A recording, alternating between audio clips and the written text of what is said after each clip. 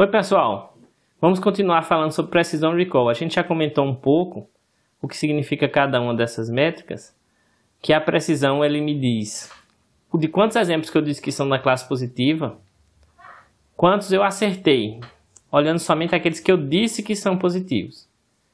E o Recall disse, olhando todos os que são positivos de fato, quantos que eu consigo encontrar entre eles, certo? A gente até comentou um pouco sobre o caso do coronavírus, do teste para coronavírus, que seria um classificador químico para decidir se a pessoa teve ou não contato com o vírus. Olhando agora a precisão Recall, por exemplo, para esse caso, uma precisão alta quer dizer o seguinte, se o meu teste dá positivo, quer dizer que é bem provável que eu realmente tenha a doença. Mas se meu teste se o recall é alto, quer dizer que ele vai encontrar todo mundo que tem a doença. Então é melhor recall ou é melhor precisão? Vamos olhar agora cada um e vamos decidir o que significa e como isso ajuda a gente a tomar a decisão. Precision Recall, ou precisão em inglês, como eu estou usando, ao invés de usar sensibilidade, que é um termo menos comum na nossa área, eu estou usando um recall, que é o termo em inglês. Então, em vez de usar precisão, para juntar os dois, eu vou usar de vez em quando precision recall, que são termos bem comuns.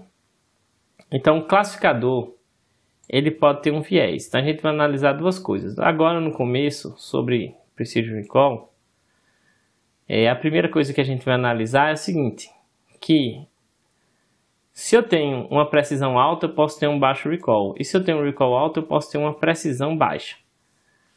Aqui tem duas matrizes de confusão que vão fortalecer, que vão analisar esse assunto.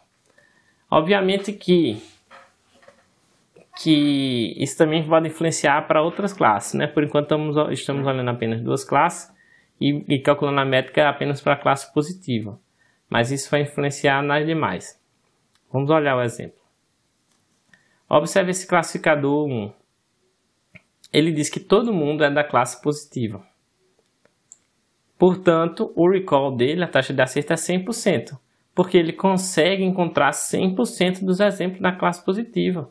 Ah, que legal, então a taxa de acerto é 100%. Ah, não é tão bom assim. Por quê? Porque a precisão dele é 54%. Como ele diz que todo mundo é da classe positiva, então ele erra também muito. Ele vai dizer que outras pessoas são da classe positiva sem ser.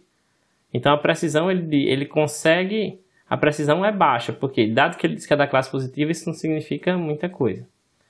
Se a gente fosse olhar para a classe negativa, nós não vamos olhar agora, né? Estamos olhando somente a classe positiva. Mas isso vai influenciar também no resultado da classe negativa, porque tem um viés para a classe positiva. Aqui, nesse classificador, eu já tenho um viés para a classe negativa, observe. Por quê? Como é que eu vejo esse viés? Porque a precisão do classificador é 100%. Todo mundo que ele diz que é positivo, ele acerta. Então, ele tem uma precisão de 100%. Quando o meu viés é para a classe negativa, o que acontece? A precisão aumenta para a classe positiva. Então, positivo quando eu tenho realmente certeza, né? Então, acaba tendo uma precisão de 100%. Por outro lado, quando a precisão aumenta, o recall também diminui. Por quê? Porque eu tenho um viés de dizer que é da outra classe. Então, alguns exemplos que eram da classe positiva acabaram sendo classificados como negativos. Eu vou ter que descartar alguns exemplos, né, para poder ter uma pressão alta. E aí, meu recall vai baixar. E aqui a curva Precision Recall. Então, essa curva eu tirei do Scikit-learn, lá do site. E ele mostra exatamente isso, né? Quanto maior o recall, maior a taxa de acerto para aquela classe, menor a precisão. Por quê? Quando eu for puxando o viés, eu acabo que a minha precisão vai caindo, né? No começo, eu acerto todo mundo. A precisão está lá em cima. Aí é quando eu vou dando um viés para classificar mais como sendo a minha classe positiva, acaba que o recall, obviamente, vai aumentar, mas a precisão vai caindo, certo? E agora, umas questões. Precisão ou recall? E aí, o que é que você acha? Eu tenho um classificador que está ligado a uma câmera de vídeo e essa câmera está filmando uma esteira de maçãs. E aí eu consigo analisar cada maçã individualmente E aí eu tenho uma maquininha, um robozinho, qualquer coisa, que me permite escolher e tirar algumas maçãs dali. Se a maçã estiver ruim, eu tiro. Então eu preciso escolher as maçãs boas.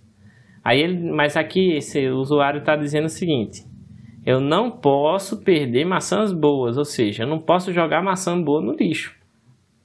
Eu posso colocar algumas maçãs ruins, obviamente que eu quero tirar todas as maçãs ruins e ficar só com as boas. Mas se eu não tenho um sistema perfeito, o que é que eu vou tolerar aqui? Eu vou tolerar colocar algumas maçãs ruins para o meu carregamento na caixa, para eu carregar e vender. Mas não vou tolerar colocar, jogar maçã ruim, maçã boa no lixo. Isso eu não tolero porque isso é um prejuízo muito maior para esse vendedor aqui.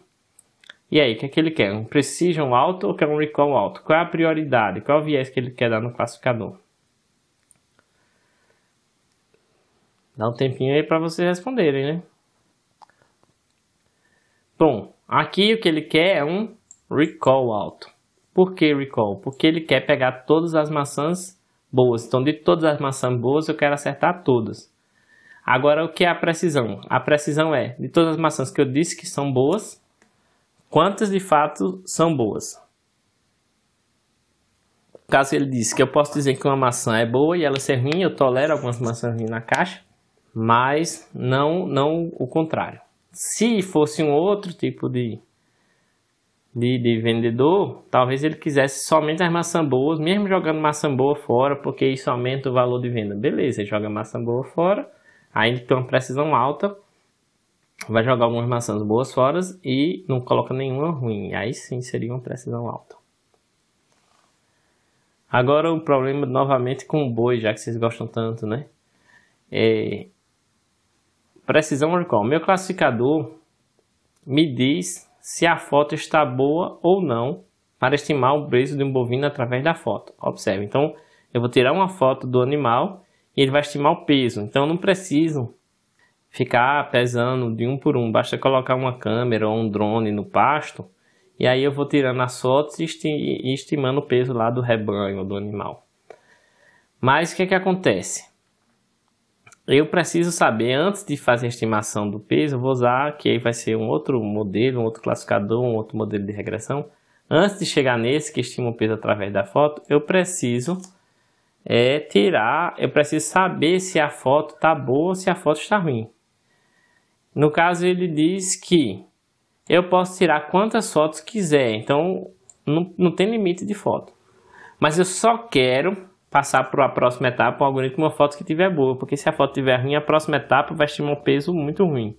Então, eu só quero passar a foto que tiver boa. E aí, é precisão ou é recall? Já sabem? Pode dar uma pausa aí se não tiver certeza. Acertou quem disse precisão. Por quê? Porque eu posso tirar quantas fotos forem necessárias, ou seja, eu admito jogar fora umas fotos boas, desde que toda foto que eu digo que seja boa, seja de fato boa. É isso que quer dizer a precisão. Todos que eu disse que são boas, são boas. Mas e aí? Mas eu posso ter, por causa disso, ter um viés de dizer que a foto é ruim e acabar de dizer que algumas fotos boas são ruins. Posso, mas isso não é problema. É só tirar outra foto.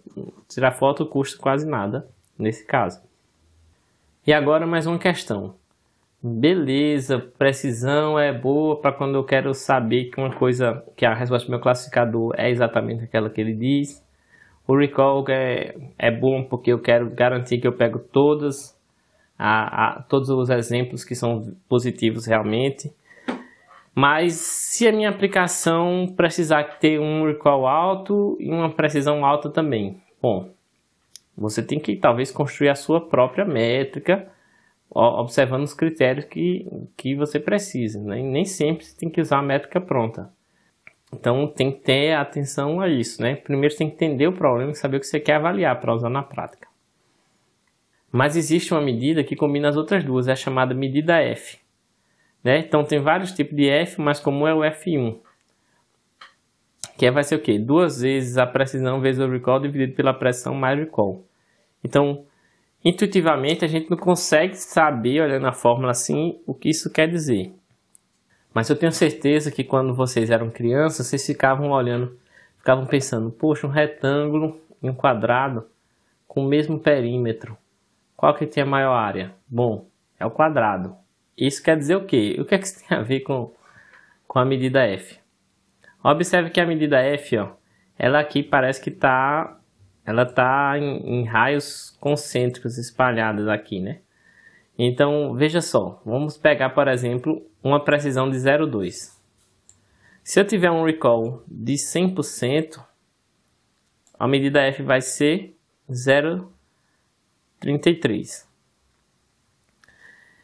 Observe que é o seguinte, beleza, cheguei no recall máximo, mas se a minha precisão aumentar só um pouquinho, para 0,3, e o meu recall cair muito para 0,4, a minha medida f já vai ser maior, vai ser 0,34. Se o meu recall cair muito ainda para 0,5, minha medida f vai ser 0,38. Se meu recall cair só um pouquinho, sei lá, para 0,8, eu já saio desse 0,33 para 0,44. Então a medida f vai privilegiar casos que são similares a um quadrado, nesse exemplo aqui.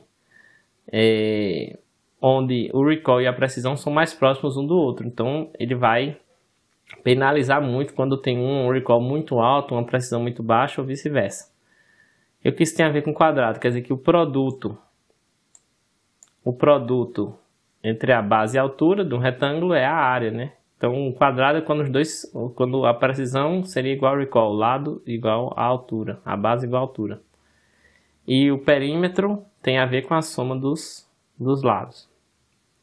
Mas aqui, obviamente, está multiplicado por 2 para normalizar, para que a gente consiga o resultado 1 aqui, quando for o máximo dos dois, né?